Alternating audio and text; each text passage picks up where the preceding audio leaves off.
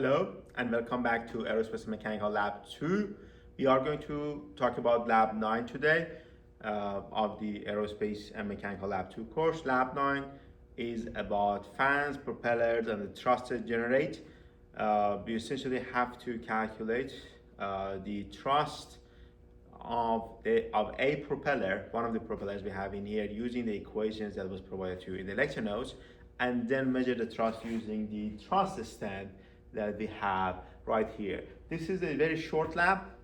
It's not going to take that much of time, which I guess can be a good grade after all of the computational labs and the full mini project that you have done so far. So the basics of the lab is pretty simple. We have a thrust stand that is connected to a computer. I'm using my own laptop right now, but the software I have on my own laptop is installed on all of the lab computers as well. You have to use the same software.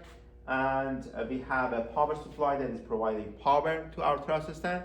And we have a USB-C that is bringing data to our software. Let's have a closer look to the thrust stand that we have here.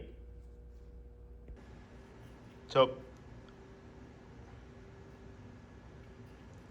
I've already created a body to be imported in the slicing software. This is the slicing software for the Ender 3D printers.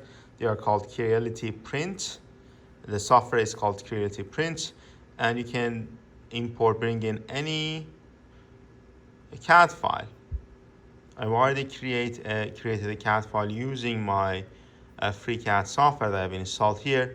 It's called Unnamed Parts, and it is in the 3MF format. It can be in any CAD format, and this is your part imported here. So the only thing you really need to do is to slice your file, and here it does do a preview. You want to change this preview to each layer to make your slicing faster, and then you want to click start. Okay, and this will slice a file. Let's just click that, see what happens. Let me just show you how the slicing works, and the slicing is done. See this? You see this? These are the support mechanisms. These are the infills that you're going to have. These are the layers of infill. But we didn't really change or set the infill density. If you want to set the infill density, you have to come here, double click on the normal. If you are printing a normal version of your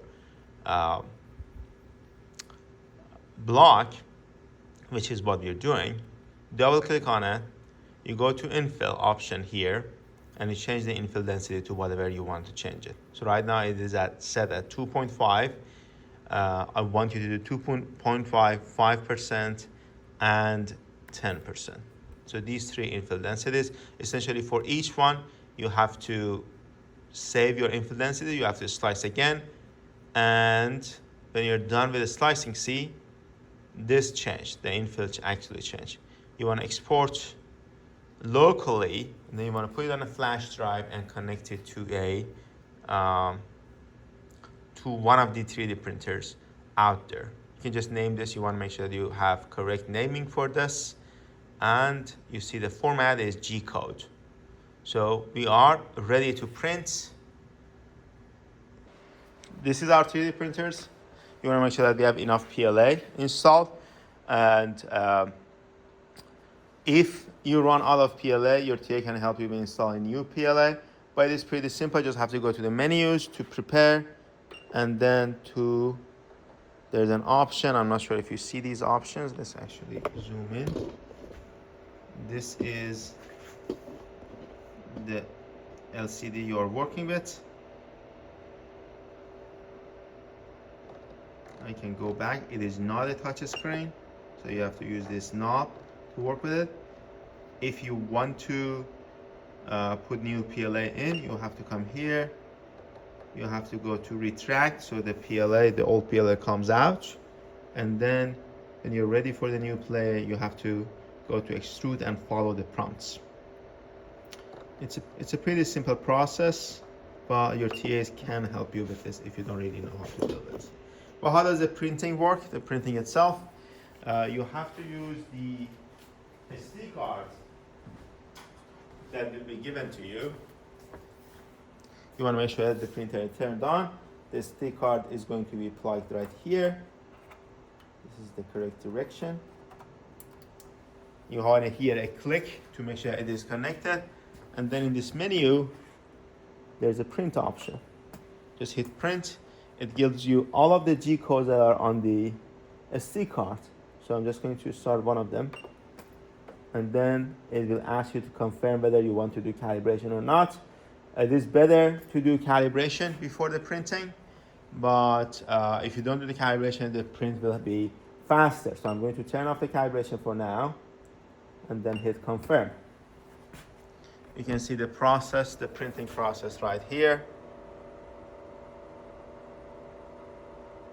It says 2% printing time. There's an estimation of the printing time and the remaining time. We are not given any of the estimation because the print has not started yet. We are still in the preparing process, and the preparing process essentially means that we are heating up the extruders. You see, this is the extruder temperature, and this is the bed temperature, heated bed temperature. You want to make sure that they get to the correct time, the correct temperature, and then it start the printing process. Okay, so I'm going to use this one that I've already printed to run the structural integrity test. So here you want to record the printing time. Whenever the printing is done, this estimations that they give you is not always the most accurate estimations. This is the Mark 10 tensile and compression test device. We have a load cell right here, and this is the control LCD.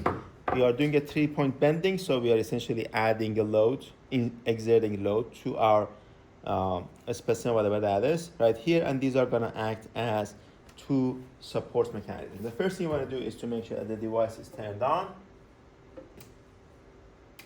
Yes, it was on.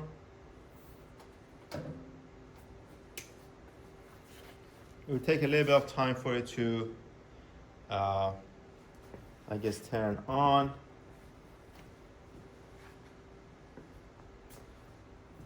While this is turning on, you might want to see if you can fit the sample right here, and you want to adjust your deflection measurement mechanism. The deflection measurement mechanism can be a little hard to handle, but it will be difficult for you to measure the deflection in the middle of the beam. But it is not going to be that important for us, measuring the deflection exactly in the middle, the normal deflection exactly in the middle, because we are not using any theories or any calculations to compare our results with. We essentially want to just show the relationship, find the relationship between any deflection and any load for this specific problem. We are not using a theory, so it doesn't really matter where you measure the deflection.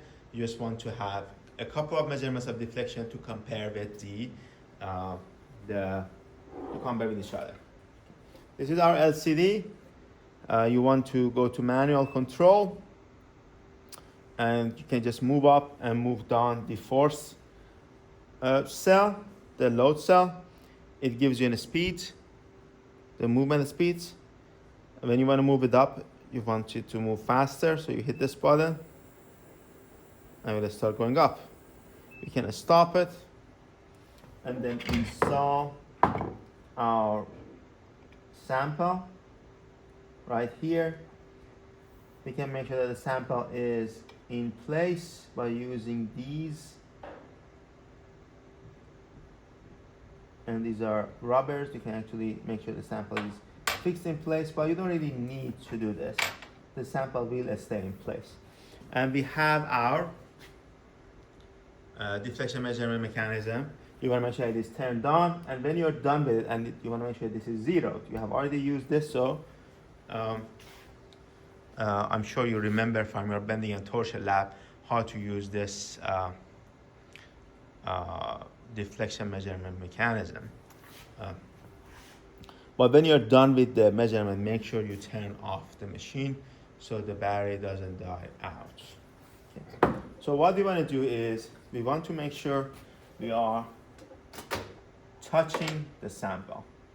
So I'm just going to go with the faster speed and then stop here. And deflection measurement moved a little bit. I'm going to reduce the speed to 1 inch per minute and just go where it actually is touching. Right here. Okay. Stop right here, zero the deflection again, and then start adding load. So I'm going to stop at 10 pounds of force. It gives you a reading of the force. Or I don't really know. Let's just see where the force goes. So I did stop it at 13 pounds of force. We are reading a value for deflection, which is 0.0135 inches. You don't have to go up to failure. You can just stop at any point, but you want to make sure that you stop at the same force. You can increase the force if you want to. I'm sorry, I was going up. So the only thing that you have to be careful about is that you want to stop the experiment at the exact same force. So we are right now at around 50 pounds with 0.04 inches of deflection at this specific location. So if you are measuring deflection, and this is not the normal deflection, so this orientation, this direction is also important. If you are measuring a deflection here, you have to keep measuring the deflection at the exact same location, at the exact same direction, to make sure that your results are comparable. And then you want to stop your force balance system or your force cell at the exact same force. And the force also needs to be applied at the exact same location. Okay, so I'm just going to stop the test.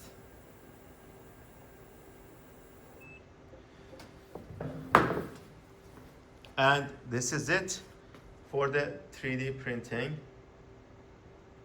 lab. Enjoy the rest of your day.